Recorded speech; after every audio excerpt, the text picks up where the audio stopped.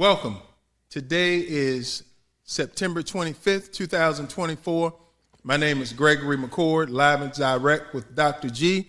First of all, let me say thank you. And here's why I want to say thank you. We did our first podcast a couple of weeks ago, and I'll be honest with you, I only expected maybe 20, 25 people would check it out because after all, it was my first one, and getting that information out the way that I did, using social media, word of mouth, just letting folks know to share it with others. I did not know how effective that would be. Well, because of you and because of what you did to help me get off to a successful start, we are somewhere in the neighborhood of about 250 viewed persons. And that means a lot to me. That means a lot to me because that means tenfold more than what I thought it would be. It turned out to be what I consider a success. And so I'll ask that you continue to help us be successful by doing exactly what you did a couple of weeks ago. The first thing you did was you took the time to go to YouTube and click in Live and Direct with Dr. G, and you took the time to watch it. The second thing you did is you shared the information with someone that you know. Here's why that is important. I'll be honest with you. Sometimes I don't like to hear myself talk, and I know if you know me, chances are you probably don't always want to hear me talk when I'm in your presence. So to give me your time to listen to me when I'm not in your presence means a lot. But sharing the information with someone who may want to take the time to hear exactly what it is that we're going to be talking about, that means a lot. The next thing is I'd ask you to subscribe.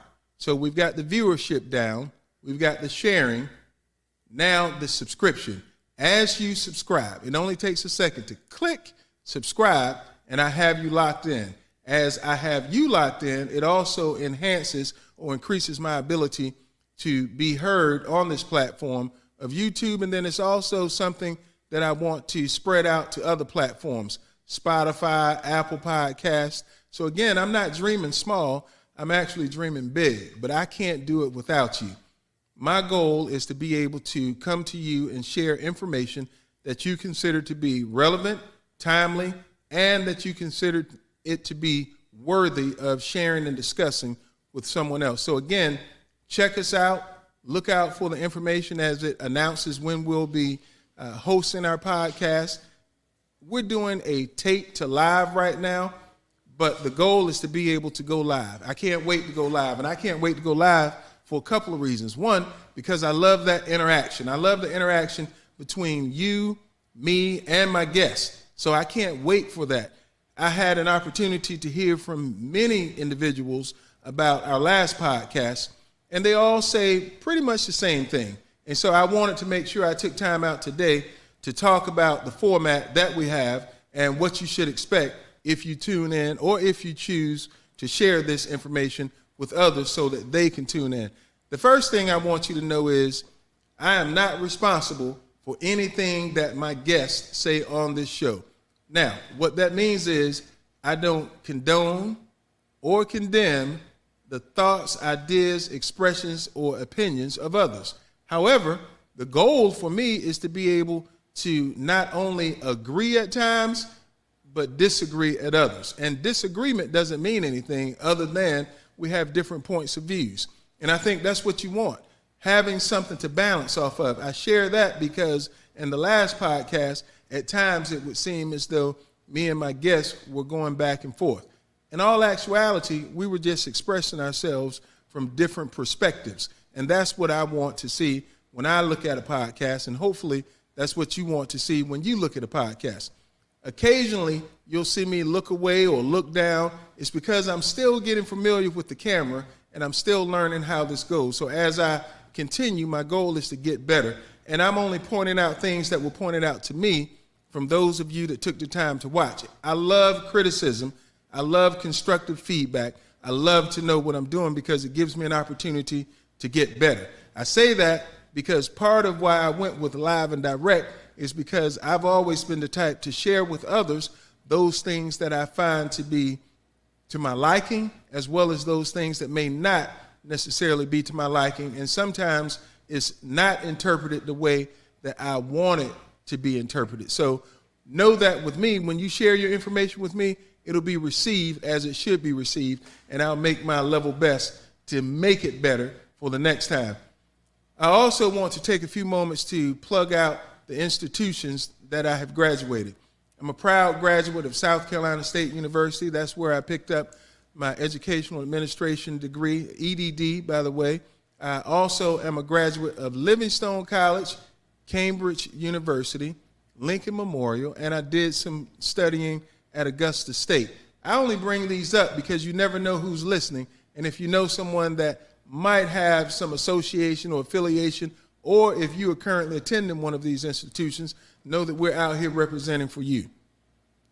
I want to say something about what I've heard, again, from those of you that have chosen to give feedback. One of the things that was mentioned to me is that you should have a broad appeal, not just focus on things that are going on in South Carolina.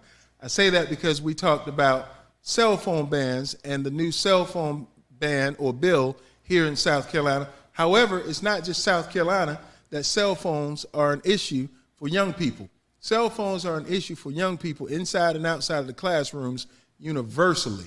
I've had some time to research and look to this a little bit more, and I think, as you will see, it's not just in America, but it's also in other countries where cell phones are being looked at more and more as being a common thread for mental health, illness, and awareness, lack of awareness for young people. So I think having a chance to talk about it on our show gave people an opportunity to talk about it in their own circles, and I like that. That's what we want. We want you to talk about the things that we talk about and also share with us your thoughts on it.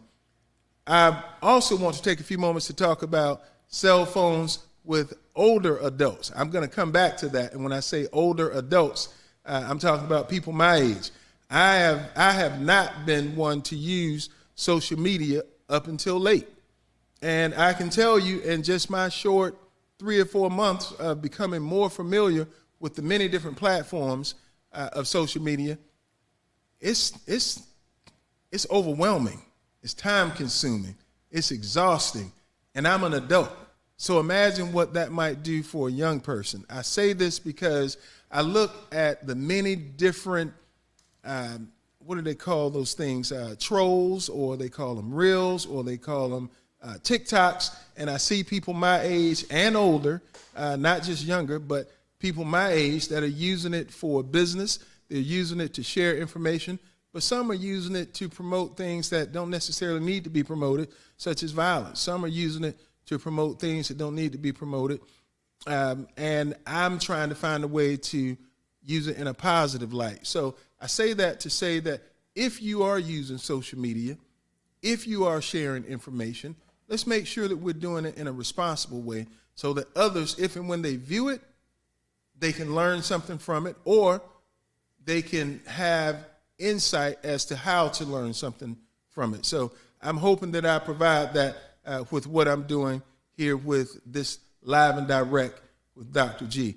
Also, I wanted to talk about some topics that I hope to bring up in the next few podcasts, things that you might find interesting and informative.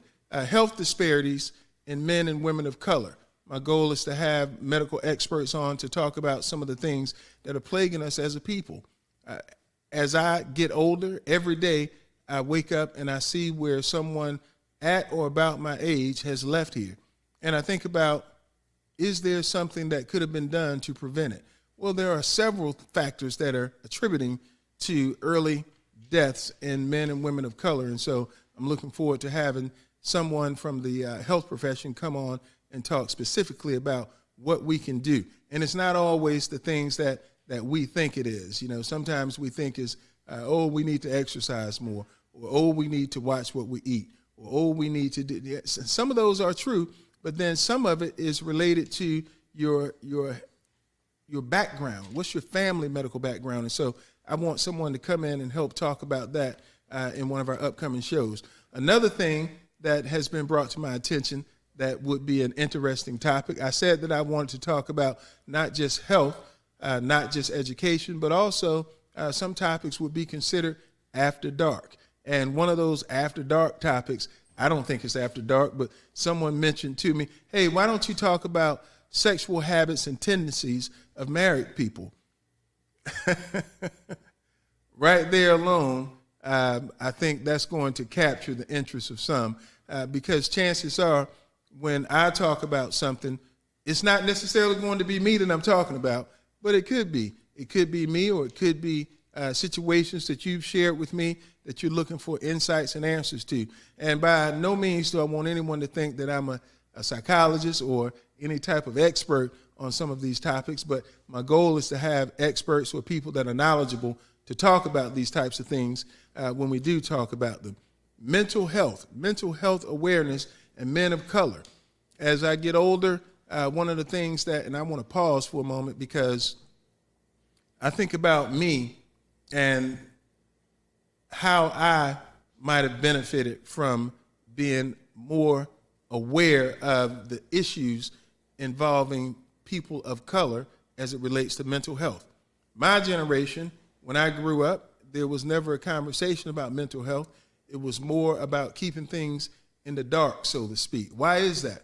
Why is it that everyone had some type of negative connotation that was associated with someone that might need a little extra attention? And so when I think about that and I think about what is going on around us today, I can definitely tell you that mental health is something that needs to be discussed with men in particular, and not just men of color, but men in particular. But I can speak specifically about me being a man of color, knowing the importance of having someone to talk to about issues that I can't always sort out. One might look at me and say, this guy's never had an issue, never had a concern, never had a care, and you would be wrong on all accounts. I think all of us, during our greatest of times, sometimes find out that our biggest fears are right in front of us. How do we overcome them? How do we get through them? How do we press forward? How do we make decisions that aren't going to contribute more to what's holding us down, but somehow or another find us up and out so that we can continue? And by the way, these are struggles that we all go through each and every day. So as I look at you, I look at me, and I talk about the things that I go through when I speak about mental health, and when I speak about being more aware than I've ever been. It's because of things that I've seen take place in my life. And by the way, I'm not the oldest, but I'm definitely not the youngest. And so having someone on to help guide us and talk to us about these types of things is going to be important. Going back to education, I said on our last show, I think public education is under assault for many different reasons and from many different avenues. And so I like to talk to someone from the charter and private school industry and have someone on to talk about public schools and public education. Is there a difference? And if there is a difference, what is the difference? What is it that makes people think that charter and private schools are somehow now better than public schools? I say this because I'm not exactly sure who you are or where you work, but I'd be pretty even in my betting that 7 of 10 people that are in your circle, your immediate circle, if not more, graduated from public schools. All of a sudden now, public schools are not good enough. All of a sudden now, public schools are dangerous. All of a sudden now, public schools are not producing. It's probably not all of a sudden, but there's a conversation that needs to be held, and I'm curious to know from those that are currently attending or wanting to attend one of these schools what their thoughts are as it relates to this. Finally, as I close for today, I just want to share with you my email address, live and direct with Dr. G at Gmail, live and direct with Dr. G at gmail.com. Make sure you put that .com in because you can always reach me by email. Also, I did not know with my last video, I did not turn on the button where you could leave comments. So I'll make sure that I do that with this, but in the event that I do not do it right again, because I am still learning, know that you can reach me live and direct with Dr. G at gmail.com. I take all comments, concerns, criticisms. I take them, I read them, and I can't wait to share more with you as we continue to move forward with this. My goal, again, is to educate, enlighten, and inspire you to do more than what you might have done before this show. I don't profess to know everything. I don't profess that everything I say is going to be 100% right, but I can tell you it will be 100% right now. And with that, I challenge you to always feel comfortable and free to challenge me to make sure that I am, if not right, as close to right as I can always be. Otherwise, what's the point? Who wants to spend time listening to someone that's always wrong? So again, I thank you for your support. I thank you for the like. I thank you for the share. I thank you for the subscription. And most of all, I thank you for being you. Live and direct with Dr. G. Can't wait to talk to you next time. Thank you.